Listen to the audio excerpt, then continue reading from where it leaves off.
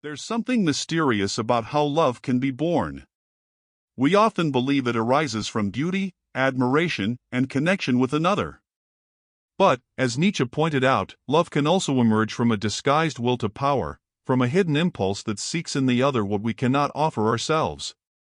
We love not only for the person before us, but also for the reflection of our own neediness that they seem to heal, even if only for a moment. This is a harsh but necessary truth. What we call love is often a mirror that reflects our own lack.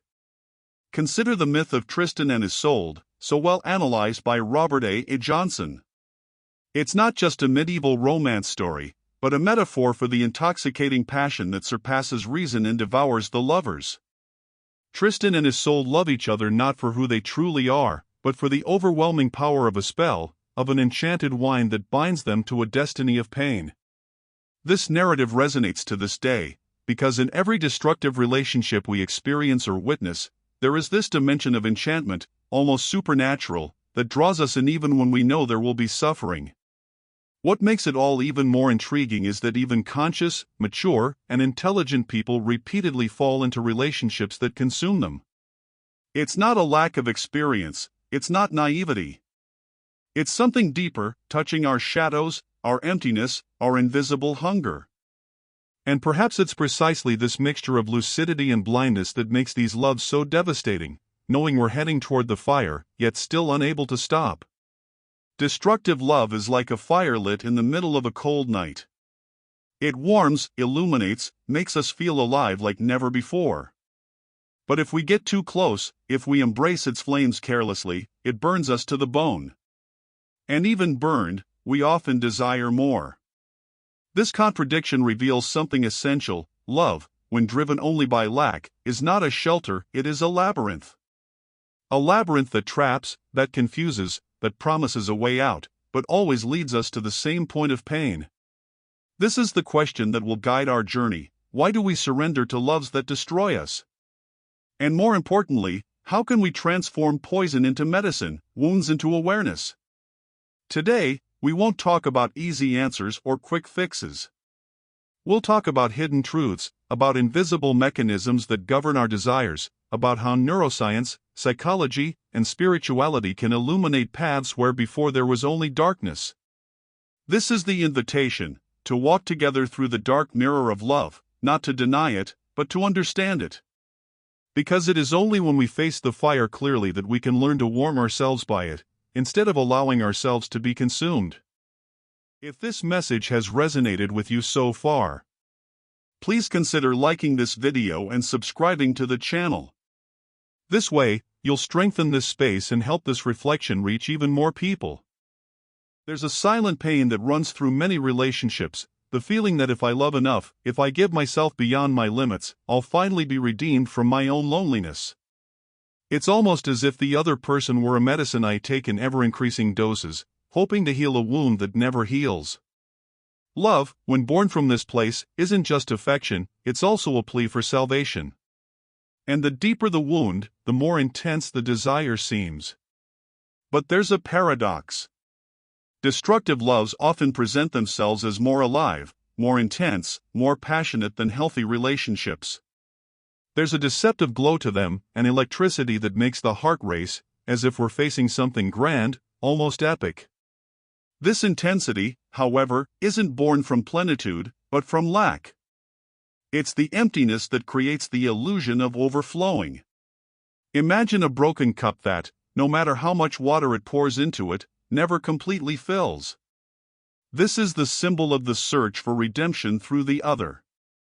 No matter how much a partner gives, it's never enough. Because what's missing isn't something external, it's something internal, invisible, that can't be filled by another person. Still, we persist. We seek in relationships what can perhaps only be found in an intimate encounter with ourselves. This desire hidden behind pain isn't a character flaw, but an expression of the soul yearning to be whole. However, when we project this longing onto another person, we transform love into a burden, a demand, a dependence. And it is at this moment that the relationship, instead of liberating, imprisons. Nietzsche once said that we often seek in love an escape from ourselves, not true fulfillment. Perhaps this is why loves born of emptiness becomes so seductive and so dangerous at the same time. Because they promise something no one can give us, the healing of an absence that is exclusively ours. And it is precisely in this space between desire and pain that the trap of destructive love begins to take shape, the promise of redemption that, in reality, takes us deeper and deeper into the same abyss. There is a recurring fantasy that spans centuries, myths, and personal stories, the idea that love is an absolute refuge, a shelter that rescues us from loneliness and ultimately restores us to wholeness. This illusion stems from a legitimate longing. We all want to be seen, recognized, loved. But when we project the mission of saving ourselves onto the other, we stop experiencing love as an encounter and begin to experience it as an escape. Nietzsche observed that we often love not because we find meaning in it, but because we wish to escape from ourselves. The other becomes a hiding place. They are no longer a real human being, but a veil behind which we hide our anguish. It is at this point that love becomes contaminated. It is no longer an encounter, it is a disguise. It is no longer sharing, it is anesthesia. Neuroscience shows how this illusion is reinforced in our bodies. Dopamine, a neurotransmitter linked to immediate pleasure, creates peaks of euphoria when we are in love. This intense sensation can be mistaken for true affection. But, like an addiction, the initial pleasure demands ever-increasing doses. It's not love that grows, it's dependence that deepens. The problem is that this chemistry of immediate pleasure masks the absence of more solid foundations. Relationships built on this foundation oscillate between extremes, moments of exaltation followed by periods of emptiness. The cycle repeats itself, and with each repetition, the illusion becomes more precious. It's not the partner themselves that attracts us, but the temporary sense of relief they provide. Love as salvation seduces us because it touches our most intimate hope, that someone can fill the space that silently aches within us. But this same love destroys us because it demands of the other what they can never give us. Thus, the promise of salvation turns into imprisonment, and the relationship, instead of liberating, becomes yet another form of emotional slavery. This is the trap of illusion, believing that we will be rescued by someone, when, in truth, it is within ourselves that we must find the source that sustains life. When we look at someone we love, it's natural to see what we want to see. But there's a subtle, almost imperceptible point where this perception becomes distorted. Unconscious projections transform the partner into an idol or a demon, and the real person, with their complex and imperfect humanity, disappears behind the image we create. Robert A. Johnson describes this when speaking of the anima and the animus. We project onto the other person parts of ourselves that we don't accept or that we wish to rescue. The person we love is no longer who they are, but a reflection of our own shadows and hidden desires. It's as if we've placed a mask over the other person's face, and this mask becomes more important than their presence itself. Idealization creates dangerous territory. It convinces us that we're in love with a true essence, when in reality, we're falling in love with a carefully constructed fantasy within our minds. Every gesture, every word of the other person is interpreted through the filter of this projection. Small flaws become major betrayals, and small gestures of care become extraordinary proofs of love. The impact of this dynamic is silent but profound. We lose the ability to see the warning signs, we ignore our limits, and often justify behaviors that hurt us. The relationship becomes a choreography of unmet expectations, and the pain grows as reality insists on revealing itself. The truth that emerges from this experience is harsh but necessary. Until we recognize that we love a projection, we will be trapped in a cycle of frustration and suffering. A partner cannot complete us, and idealization, however seductive, is no substitute for the clarity of seeing the whole person. Only when we can see the other without the distortion of our own shadows does love have a chance to be a genuine encounter, not an illusion that traps us. There's something almost imperceptible that happens when we engage in destructive love. The emotional field we emit begins to attract precisely that which resonates with our deepest wounds. An intense desire combined with a fear of loneliness creates a vibrational frequency of dependence, a kind of silent magnetism that we don't perceive, but which dictates much of the relationship's dynamics. It's as if we carry an invisible magnet that draws us closer to everything that confirms our inner pain. The more we cling to the hope that the other will complete us, the more this energy manifests itself in experiences that reflect our own needs. The repetition of patterns, which seems coincidental, is actually the concrete manifestation of this dissonant frequency. Neuroscience shows us that our brains are constantly interpreting signals of attachment and abandonment, adjusting our perception of safety and pleasure based on past experiences. Thus, even when something is harmful, we can feel that it makes sense or that it has to be this way. It's a subtle trap because it makes us believe we're consciously choosing, when in fact, we're being guided by invisible impulses that come from our own emotional history. What seems random or inevitable in toxic relationships is actually a repeated energetic dance. We attract partners who accurately reflect the wounds that haven't yet been seen, felt, or transformed. This cycle creates emotional exhaustion, silent doubts, and a feeling of being trapped in a labyrinth we can't escape. Recognizing this silent factor means beginning to realize that not every desire we feel is healthy, and not every attraction reflects genuine love. Some flames burn to illuminate shadows, and others to burn away everything we haven't yet dared to confront. The challenge lies in learning to distinguish between them, without guilt, without judgment, simply with awareness. There's a strange familiarity in pain that binds us to destructive loves. Suffering, even intense, brings with it a sense of vitality, a pulse that reminds us we're alive.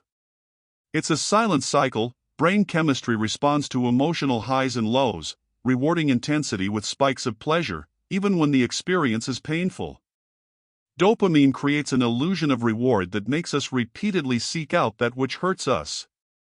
Nietzsche said, "What doesn't kill us makes us stronger." But this phrase, often misinterpreted, becomes a justification for enduring situations that slowly corrode our soul. Suffering ceases to be a warning and becomes a seal of worth, as if the intensity of the pain were proof of the authenticity of love. It's like walking on hot coals. With each step, we feel heat, danger, and excitement, and yet we keep going. The momentary pleasure we feel makes us forget the burning that's happening inside. Our rational mind perceives the risk, but emotion guides us, captivates us, and holds us captive. This addictive dance between pain and pleasure creates an almost invisible pattern. We constantly seek relationships that replicate the same emotional roller coaster, believing it to be love, when in reality, it's a combination of attachment and brain chemistry. It's a self-reinforcing cycle, where pain seems necessary to feel alive, and the search for another seems the only way to escape the inner emptiness. Recognizing this dynamic means beginning to realize that suffering, when used as a measure of love, is not a sign of true passion, but of an unconscious pattern that has yet to be brought to light. Only when we experience pain consciously, without being fooled by illusory pleasure, can we begin to break the cycle and find ways to experience more wholesome and genuine relationships. Many cultures and ancient stories teach that love is suffering, that complete surrender is measured by how much we endure pain. This narrative silently infiltrates our minds, shaping expectations that distance us from the lightness of true affection. Sacrifice is romanticized, as if pain were proof of authenticity and commitment, rather than a sign of disharmony or disrespect for one's own limits. Robert A. Johnson reminds us of the shadow of the myth of Romeo and Juliet, where self-destruction is glorified. The passion that destroys, that crosses boundaries, is celebrated as epic, as if suffering were a requirement for true love. This vision creates a trap. We accept abuse, neglect our internal warning signs, and, silently, pain becomes a ritual. The consequences are profound. We grow up believing that it is normal to lose ourselves in another, that giving up oneself is part of love. Every act of unconscious renunciation strengthens patterns that repeat suffering. The mind, conditioned by external narratives, interprets the other's resistance, rejection, or absence as proof of intensity, confusing challenge with romance. It's a dangerous dance. The more we internalize the myth of sacrifice, the more we repeat cycles of pain, attracting situations that reinforce our beliefs about love. And yet, the fascination remains, because pain is bewitching, because drama seems to give meaning to life. Recognizing the myth is realizing that love doesn't require destruction. That true surrender doesn't sacrifice one's essence. That the deepest bonds flourish in the presence of awareness and mutual respect, not in the glorification of pain. And it is in this clarity that the possibility of experiencing a love that expands, rather than imprisons, opens up. There are loves in which closeness ceases to be acceptance and transforms into fusion. Two people become one, not in the sense of a partnership or healthy union, but in the loss of their very identity. It's as if the contours of each being are dissolved in favor of a surrender that knows no bounds. This fusion creates dependence, confusion, and a constant feeling of being extinguished to remain in the other. The metaphor of two flames helps to understand this phenomenon. When they come too close, the intensity that could warm becomes destructive, and both flames are extinguished. The warmth that once was comfort becomes a risk of extinction. In love, this translates into a loss of autonomy, the difficulty in distinguishing one's own desires from those of the other, the feeling that our existence is only valid when reflected by our partner. The greatest danger lies not in intimacy itself, but in the absence of clear boundaries. When we forget ourselves in the name of the relationship, the bond ceases to nourish and begins to consume. The surrender that was once pleasurable becomes an emotional prison, where every gesture of care is mixed with silent expectations and demands. This limitless fusion creates an energy that blocks growth. It is impossible to flourish individually when we are constantly shaped by the other, when the self dissolves to maintain the image of unity. Recognizing this dynamic is realizing that love does not need to erase individuality to exist. On the contrary, true encounter occurs in the authentic presence of each being, not in the denial of oneself in the name of the other. There's a silent illusion that permeates many relationships, believing we can guarantee our emotional security by controlling the other person. This attempt stems from fear, anxiety, and a sense of vulnerability. We believe that if we shape behaviors, predict reactions, and guide the other person, we'll be protected from pain. But what appears to be care is actually an expression of the will to power disguised as affection. When we try to control, we're not loving, we're holding back. Our partner's every gesture, every decision, becomes measured, adjusted, and interpreted through the filter of our fear. The other person's presence ceases to be welcoming and becomes a silent battlefield, where dominance and submission are confused with affection and attention. The consequences are profound. By seeking security outside ourselves, we surrender our well-being to the other person's inconstancy. The relationship becomes a territory of constant tension, where love is mixed with demands and expectations. The more we try to control, the more the bond frays, and the very energy we wish to preserve dissipates. The paradox is that the attempt to protect makes us vulnerable. The other's freedom does not threaten true love. On the contrary, respecting someone means recognizing the depth of one's own capacity to love without attachment. Only when we let go of the impulse to control can a bond exist genuinely, based on presence, care, and respect, without imprisonment or suffocation. Controlling another is never proof of love, it is a reflection of the fear we carry within. And understanding this is the first step to dissolving patterns that silently repeat suffering. Often, the intensity we feel in a relationship isn't born solely from passion, but from a silent fear masquerading as love.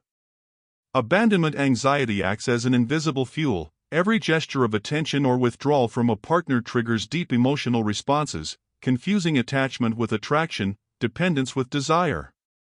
Neuroscience shows that the amygdala, responsible for perceiving threat, sets off alarms even when there is no real danger.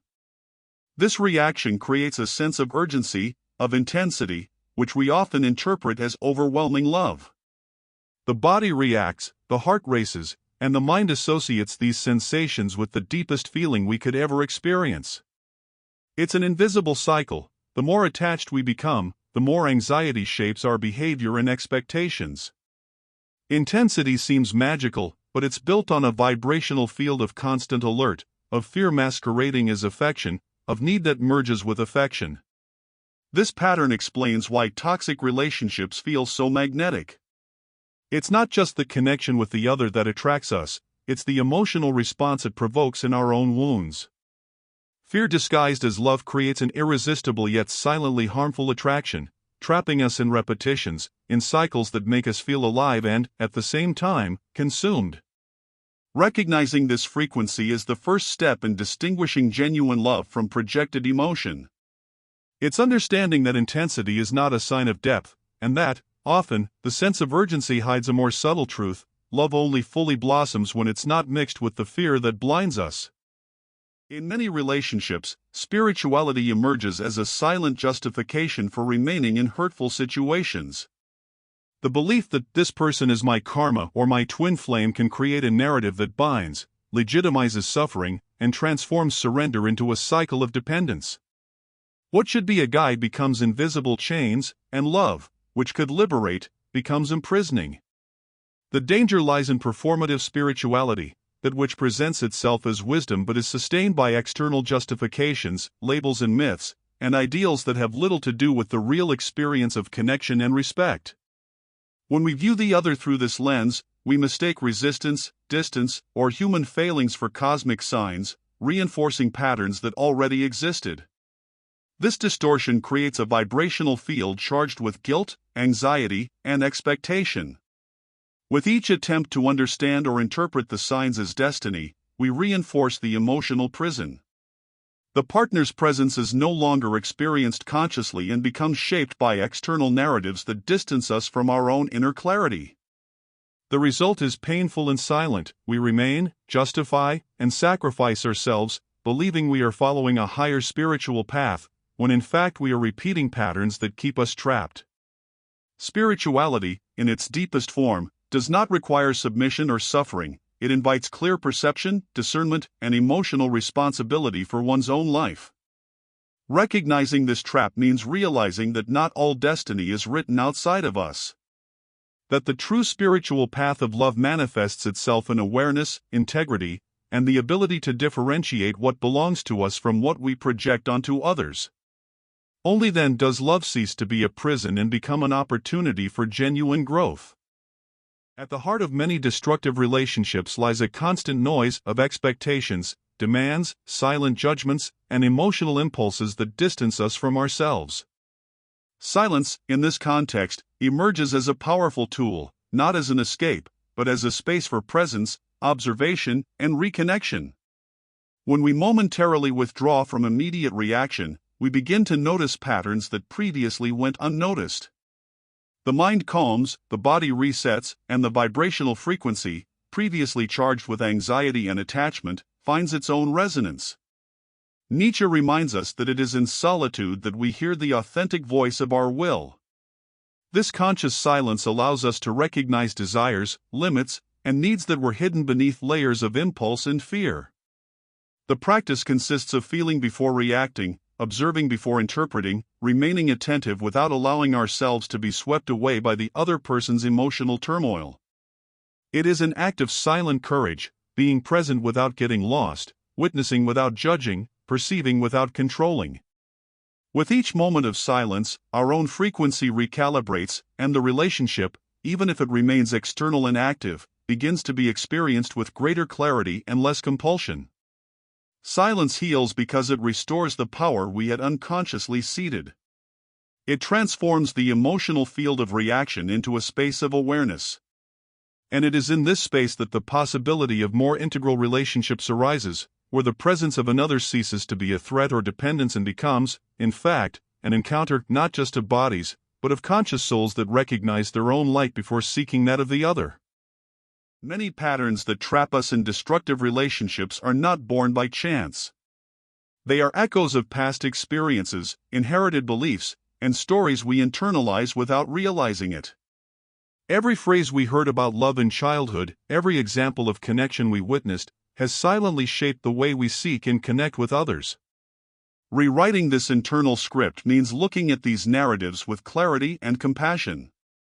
It means identifying which beliefs no longer serve us, which projected expectations about love limit our freedom, and which old fears still guide our unconscious choices.